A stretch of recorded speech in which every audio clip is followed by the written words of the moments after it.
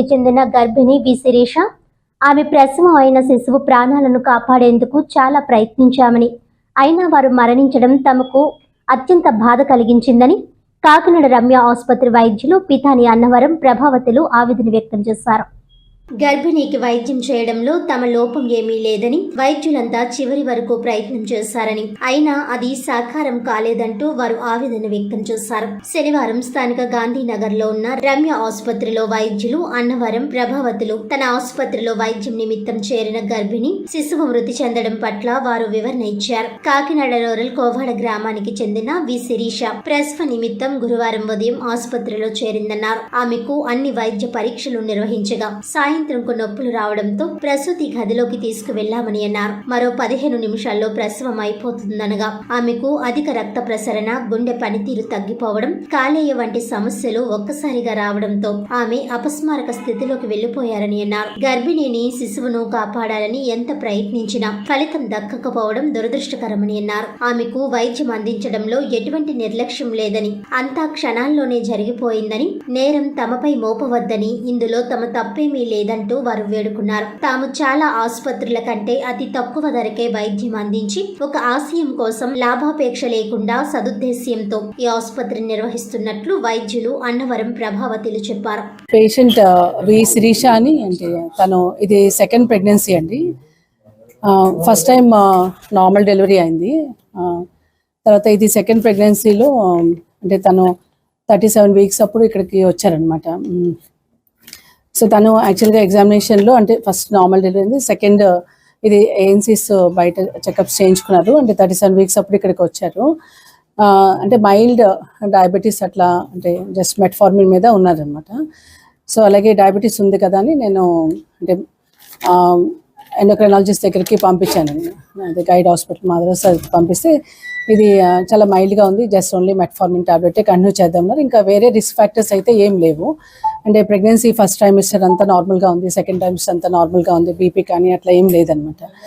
Otherwise అంటే క్లినికల్గా అంతా కూడా బాగానే ఉందండి. తనకి expected date of delivery 27th అట్లా, ఈ మంత్ 27th. కానీ మొన్న 20th అంటే తను లేబర్ పెయిన్స్తో అంటే 8:15కి అట్లా అడ్మిట్ అయ్యారు. సో పరీక్ష చేసినప్పుడు చూస్తే అంటే పెయిన్స్ బాగా యాక్టివ్గా వస్తుంది, అంటే జస్ట్ 2 సెంటీమీటర్స్ అట్లా డైలటేషన్ ఉంది, బాగా ప్రోగ్రెస్ అవుతుంది. సో ఫస్ట్ అడ్మిట్ అవ్వగానే వెంటనే షుగర్ టెస్ట్ అది చేసాము.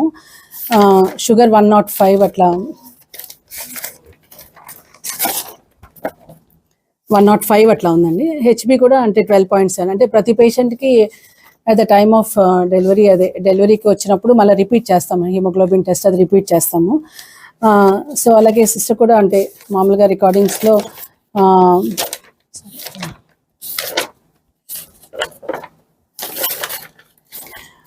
రాగానే అంటే ఎన్ఎస్టీ అది తీస్తాం, బేబీ యాక్టివిటీ ఎట్లా ఉంది అనేది.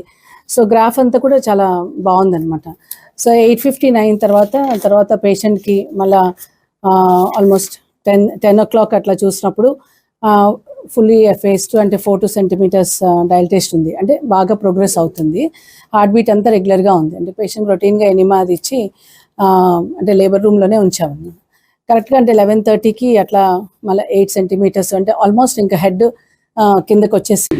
మేము ఇక యాక్చువల్గా మీ అందరికీ తెలుసు, మేము రాకముందర కాకినాడలో మెజారిటీ ఆఫ్ ది హాస్పిటల్స్లో నార్మల్ డెలివరీస్ లేవు. మేము వచ్చిన తర్వాత నార్మల్ డెలివరీ అనే ప్రాసెస్ని మేము ఎస్టాబ్లిష్ చేయడం జరిగింది. సో ఇలాంటి నార్మల్ డెలివరీ అప్పుడు కష్టం ఎక్కువ ఉంటుంది, దాని నుంచి వచ్చే రెమ్యునరేషన్ ఏదైతే ఉంటుందో అది చాలా తక్కువ ఉంటుంది. దాన్ని నేను సమాంతరం చేయడానికి అని చెప్పేసి నేను ప్రాన్ కల్చర్ అని, అదేవిధంగా విజయవాడ ప్లాట్లు కట్టడం అని, దాని నుంచి అలాగే అదేవిధంగా వైజాగ్లో స్థలాలు కొని అమ్మటం అని, ఇట్లాంటి వాటి నుంచి అంటే హాస్పిటల్ నుంచి రెవెన్యూ సరిగ్గా రావట్లేదు కాబట్టి మా ఆశయాన్ని బతికించాలి కాబట్టి నేను మళ్ళీ వేరే ఎక్స్ట్రా సోర్సెస్ ఆఫ్ ఇన్కమ్ని నేను జనరేట్ చేసి ఇక్కడ హాస్పిటల్లో పెట్టి మేము మా ఆశయాన్ని 20 సంవత్సరాల నుంచి కూడా బతికించుకుంటూ వస్తూ ఉన్నాము.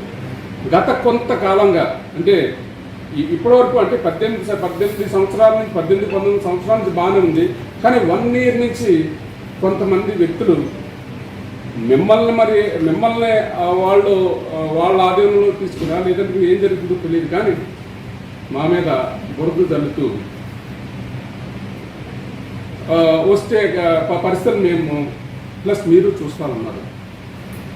దానిలో భాగంగానే మరి మొన్న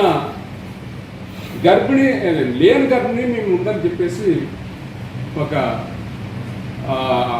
ఒక ఇన్సిడెంట్ని మా మీద ఉండడం జరిగింది. యాక్చువల్గా మీ అందరికీ తెలుసు, మేడం గారు ఆమెని 3 నెలల గర్భిణి ఉందని చెప్పి వచ్చినప్పుడు ఆమెకి అన్ని టెస్టులు చేశారు, స్కానింగ్ చేశారు. అదేవిధంగా బి ప్రోటీన్ బి ప్రోటీన్ అని ఉంటుంది, అది అంటే ప్రెగ్నెన్సీ ఉందా లేదని చెప్పడానికి అని చెప్పేసి అది చేసే టెస్ట్ అది చేశారు. అన్నీ చేసి అమ్మ నీకు గర్భిణీ కాదు, నీకు గర్భిణీ కోసం నువ్వు మందులు వాడు, నీకు వచ్చే ఛాన్సెస్ ఉన్నాయి అని చెప్పేసి ఆమెకి క్లియర్ కట్గా చెప్పి తర్వాత ఆమెకి మందులు రాసి పంపించడం జరిగింది. తర్వాత కాలంలో ఆమె మరి అంటే వాళ్ళ అత్తగారి కుటుంబం వల్ల ప్రెజరా, లేదంటే కనుక ఎవరైనా మిడిల్ పీపుల్ ఆమెను ఇన్వాల్వ్ అయ్యి ఆమెని ఫోర్స్ చేశారో తెలియదు. కానీ 9 నెలల వరకు కూడా 9 నెలల వరకు మన దగ్గరికి రావటం, మన మేడం గారు కనిపించకుండా వేరే గైనకాలజిస్టుల దగ్గరికి వెళ్ళి వాళ్ళతో ముందర చెప్పేది, హిస్టరీ అంతా చెప్పేది. సరే క్లినికల్ ఎగ్జామ్ చేద్దాం అన్నప్పటికీ ఆమె మాయమైపోయింది. ఎందుకంటే ఆమె ఎప్పుడు ఎలా ప్రవర్తించాలో ఆమె తెలుసు డాక్టర్ దగ్గర. సో క్లినికల్ ఎగ్జామ్ చేసినప్పటికీ మాయమైపోయింది. తర్వాత వచ్చి మందులు రాసుకుని వెళ్ళేది. ఆ మందుల ఖరీదు 50 రూపాయలు. సో మీరందరూ కలిపి మా మీద మోపిన అభియోగం ఏంటంటే వీళ్ళ డబ్బుల కోసం లేని గర్భిణి ఉందని చెప్పేసి పెద్ద ఛానల్లో కూడా మరి ప్రచారం చేయడం జరిగింది. మీ అందరికీ తెలుసు, అంటే మన జిల్లా వాస్తవ్యులు కాకుండా బయట అయితే నమ్ముతారు, కానీ మీరు నమ్మరు. మీకు అందరికీ తెలుసు అది ఫాల్స్ అని. కానీ కొంతమంది వ్యక్తులు మరి వాళ్ళ స్వలాభం కోసం మరి మా మీద రుద్దడం జరిగింది. అదేవిధంగా మొన్న ఇంకోటి ఒక ఆర్థోపెడిషన్ నా ఫ్రెండ్ ఉన్నాడు, ఆయన ఏదో కేసు పెట్టుకుంటానంటే ఒక థియేటర్లో పెట్టడం జరిగింది. సో నేను నా ఫ్రెండ్ కాబట్టి ఇచ్చాము. ఆయన ముందరే చెప్పాడంట, ఆమెమో 70 సంవత్సరాలు లేట్ తీయటం అవ్వదు, అలా ఉంచేసుకోమ్మా, దానివల్ల నీకు ఇబ్బంది ఏంటంటే ఆమె అలా కాదండి నాకు చేయాలి మీరని చెప్పేసి ఆయన ఫోర్స్ చేయటం, ఇదంతా మాకు తెలియదు. థియేటర్ అమ్మన్నాడు ఇచ్చారు, అంటే అది మళ్ళీ మా మీద రుద్దేయటం. ఇదిగో హాస్పిటల్లో మీ వల్ల ఒక పేషెంట్ ఇబ్బంది అయింది. అలా రాత్రి మొన్నటికి మామూలుగా మేమందరం ఉన్నాం అక్కడ. దాన్ని యామినేట్ ఫ్లూయిడ్ ఎంబాలిజం అంటారు. అది మళ్ళీ మేడం గారు వచ్చి చెప్తారు. నేను మామూలుగా మీకు ముందర చెప్తాను ఉద్దేశంతో చెప్తాను. ఆమె second delivery, first delivery normal delivery, second డెలివరీకి 10 రోజుల క్రితమే మన దగ్గరికి వచ్చి చూసుకోవడానికి వచ్చారు. 10 రోజుల తర్వాత మళ్ళీ మన హాస్పిటల్కి వచ్చి డెలివరీ కోసం జాయిన్ అయ్యారు. ఉదయం జాయిన్ అయ్యారు, మేము డెలివరీ ప్రాసెస్ మొదలెట్టాము. ఇంకొక 5-10 నిమిషాల్లో డెలివరీ అయిపోతుంది అనగా సడన్గా ఈమె బ్రెత్లెస్ అవటం మొదలెట్టారు. బ్రెత్లెస్ అవ్వటం, కొలాప్స్ అయిపోవటం, బీపీ అంతా మొత్తం నాన్ రికార్డబుల్ అయిపోవడం, everything with in a span of 5 minutes ఉంది.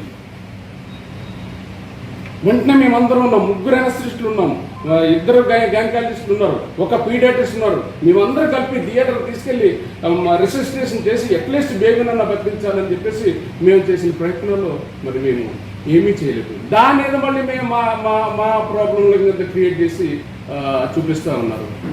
నేను సగర్వంగా చెప్తా ఉన్నాను.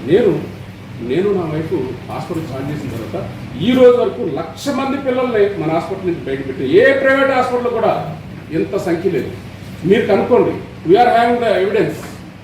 1,00,000 మందిని మేము సమాజంలోకి పంపించాము. వివిధ హోదాల్లో డిగ్రీ చదివిన వాళ్ళు ఉన్నారు, అదేవిధంగా ఇప్పుడు మళ్ళీ అప్పుడే పుట్టిన పిల్లలు కూడా ఉన్నారు. సో దీని చరిత్ర అంతా. సో ఇక్కడ అసలు ఏ విధమైన అన్యాయం కానీ ఏ విధమైన, ఎందుకంటే మేడం గారి గురించి మీకు తెలుసు, ఆమె ఓన్లీ హాస్పిటల్కే డెడికేటెడ్. ఉదయం వస్తారు, ఉదయం లెగుతారు, బైబిల్ చదువుకుంటారు 1 గంట, తర్వాత టిఫిన్ చేసి కిందకు వస్తారు.